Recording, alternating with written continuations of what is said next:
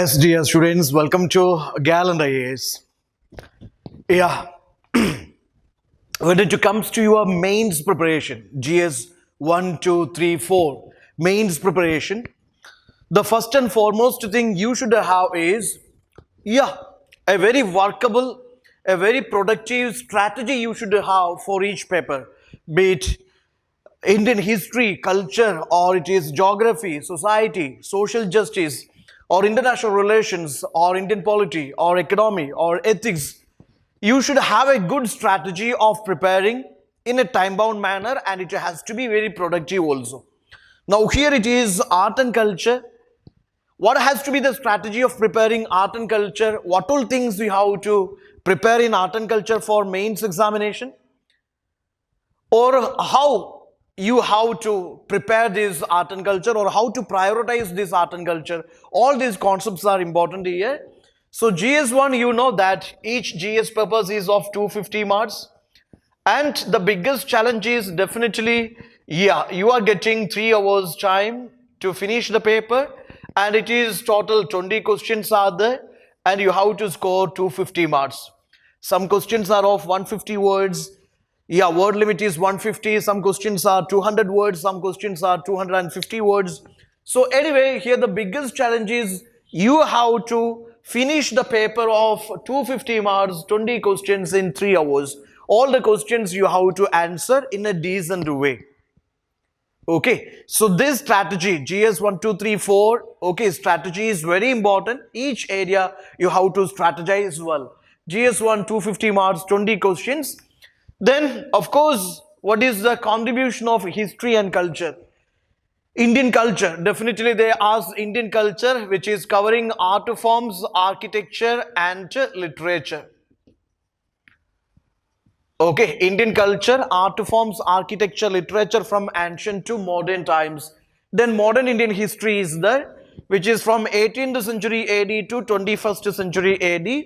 Then freedom struggle, post-independence, and world history. This is what the history and culture syllabus of your GS1.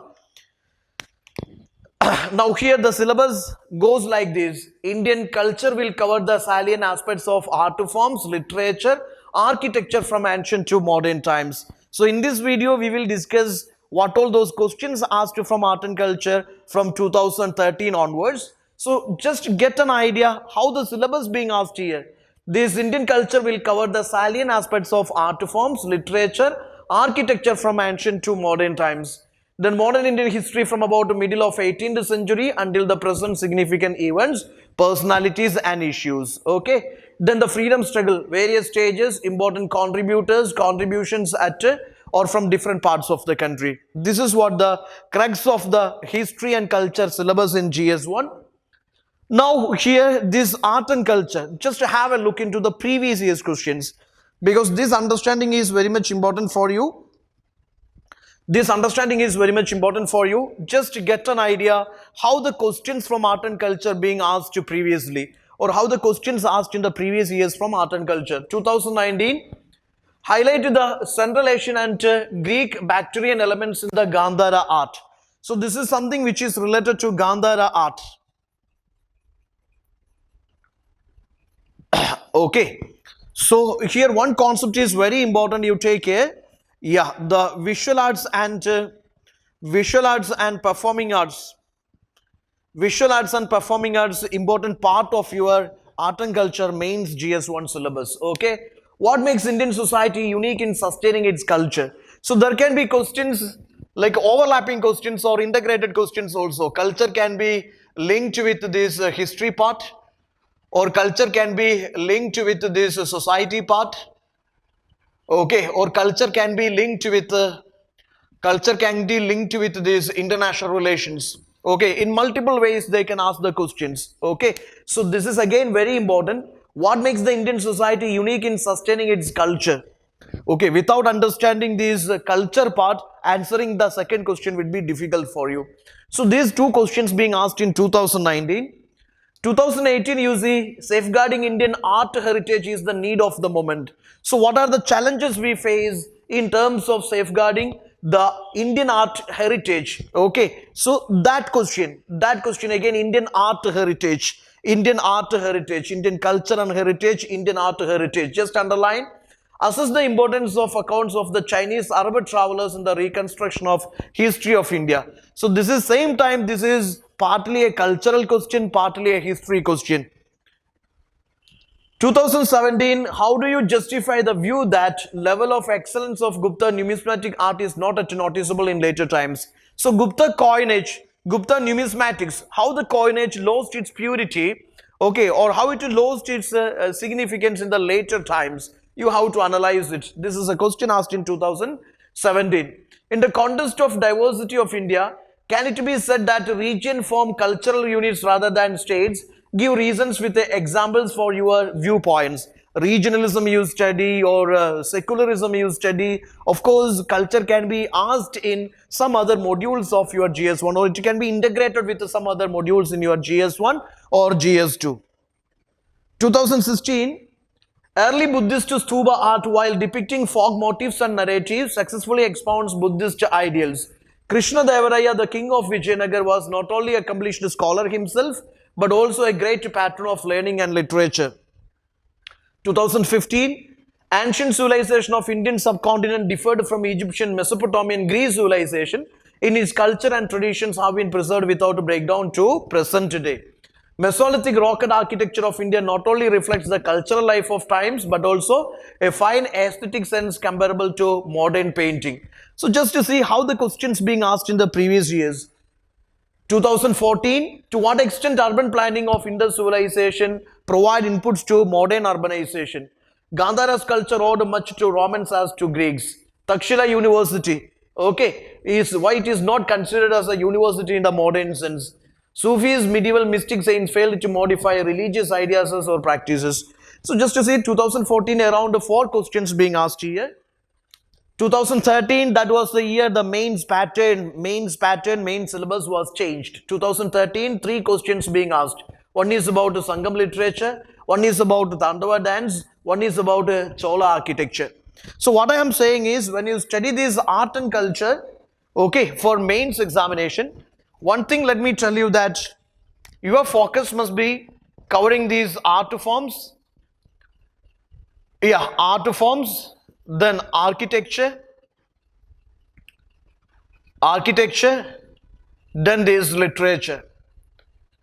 Okay, if you broadly cover these 3 aspects of Indian art and culture, definitely you are in a position to score maximum from this art and culture part. Okay, generally, yes, 2 to 4 questions can be asked from this art and culture. 2 to 4 questions can be asked from art and culture. There can be a 10 marker question, or 12.5 marker questions, or sometimes it can be 15 marker questions also. Okay, so this part is not a skippable area in GS1.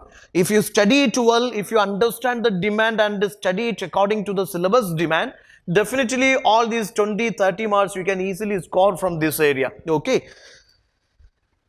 So I said it, art forms, both visual and performing arts, literature, okay, from ancient to modern times, religious and secular literature. Then architecture also from ancient to modern times, you have to cover under this art and culture. So specifically I will be giving you some ideas, what all things you have to prioritize in this art and culture for your mains preparation. Okay. Some things let me share with you. First important thing is, yeah, when you study this art and culture part, yeah, first important thing is you should know the challenges we face in preserving or conserving our cultural heritage or art heritage of this modern India. Okay, the challenges and the contributions. Okay, challenges we face, okay, in safeguarding these art cultural heritage forms of India. Then there are contributions. What are the contributions of these art or cultural heritage forms to modern society or modern urbanization or modern life, etc. That way they can ask the question. Then definitely there can be questions like, for example, the regional variations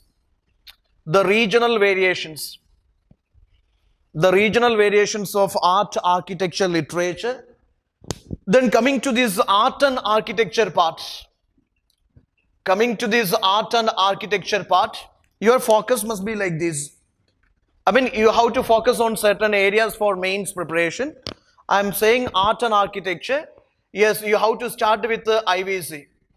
You have to start with the IVC. For example, they already asked you the questions how this Indus urbanization provides inputs to modern urbanization, or how this Indus urban culture or Indus like a civilization, its culture and traditions preserved to modern day without breakdown. So continuity of India's Indus culture heritage to later ages without breakdown, or how this Indus culture, Indus traditions differed from these other river valley civilizations, or about the town planning of Indus civilization, or they can ask about the water management system of Indus civilization, or they can ask the questions about the artistic creations of Indus civilization, about the seals, or about this bronze statue, about the priest-taking statue.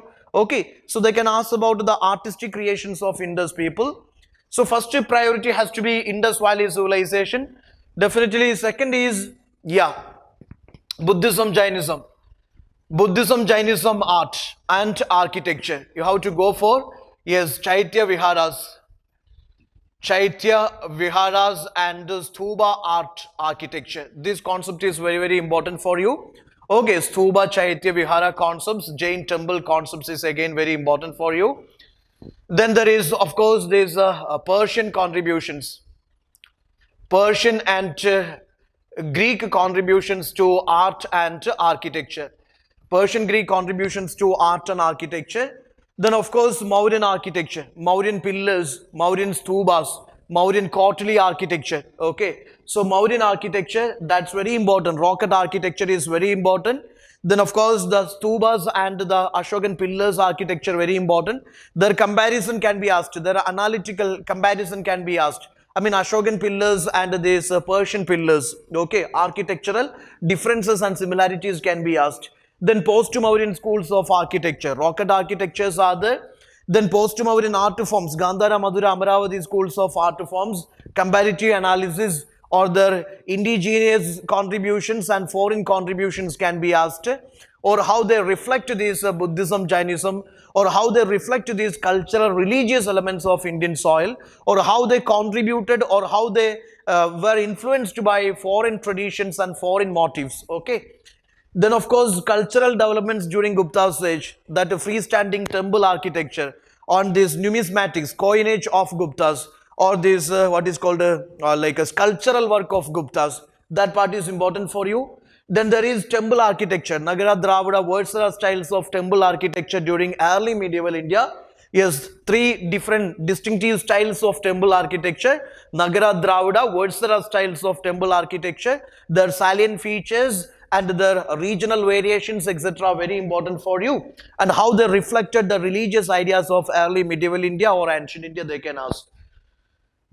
Then rocket architecture, monolithic architecture, then this South Indian Pallava style of temple architecture, okay, freestanding temples, rocket temples, etc. Then of course this what is called medieval architecture, that is this Indo-Islamic architecture, Mughal architecture, Vijayanagar architecture, okay, and this Bahmani architecture, their contributions to various art forms, etc., can be asked. Colonial architecture, coming to modern times, it is British school of architecture. Colonial architecture is there, then French architecture is there, okay, then indigenous schools of architecture, post-independent schools of architecture, you have to go well.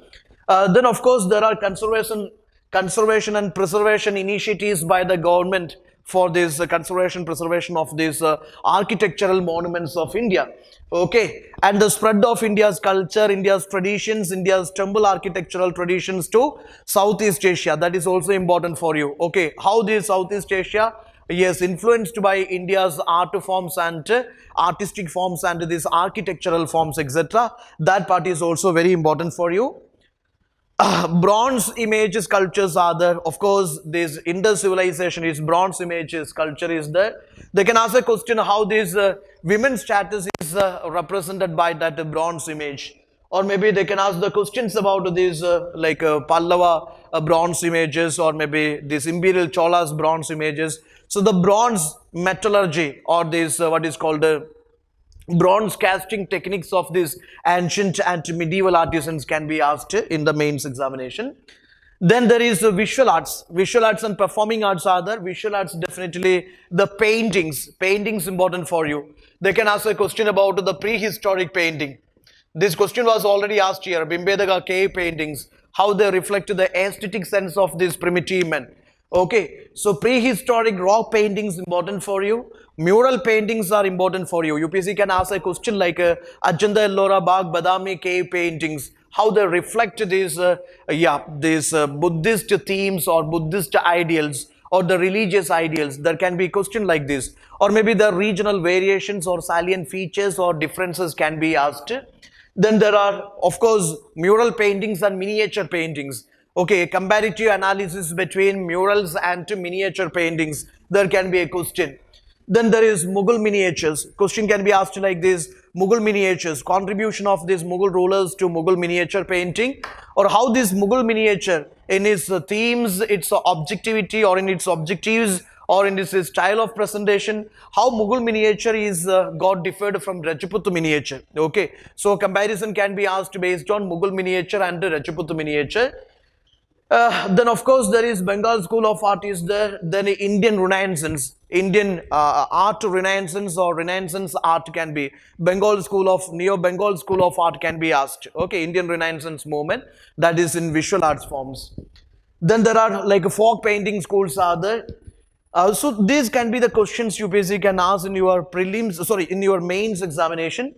Theatre traditions in India. You should have an idea the major theatre traditions. Folk theatre traditions are there, Sanskrit theatre traditions are there, and what are their contributions to India's cultural heritage? What are the challenges they face nowadays? Okay, so these concepts are important. Then of course Jainism, Buddhism, Sufism, Bhakti traditions and their contributions to Indian society, Indian culture, Indian religions, that part is again very important. Okay, different philosophers and philosophy is important for you. That comes in this language and literature. You should know the various classifications of language and literature. We know there are different like Vedic literature. UPSC can ask a question like this. For example, Vedic literature versus Sangam literature. Differences between Vedic literature and the Sangam literature. Of course, there can be questions. Or how this Sangam literature and to Vedic literature, they reflect the cultural life of these Aryans and these Dravidians. Okay, questions can be asked there. So of course, the Sangam literature, Vedic literature, Sangam literature, then this growth of literature during Maurya's age or post-Maurya Gupta age, that is important. UPSC asked questions like this. For example, Krishnadevaraya, his contributions to language and literature.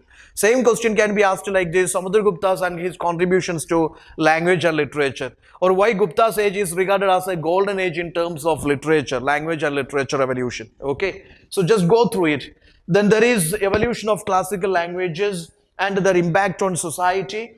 Then of course various trends in medieval literature and modern literature you have to go through. That is again very important for you. For example, Mughal literature, that part is very important for you.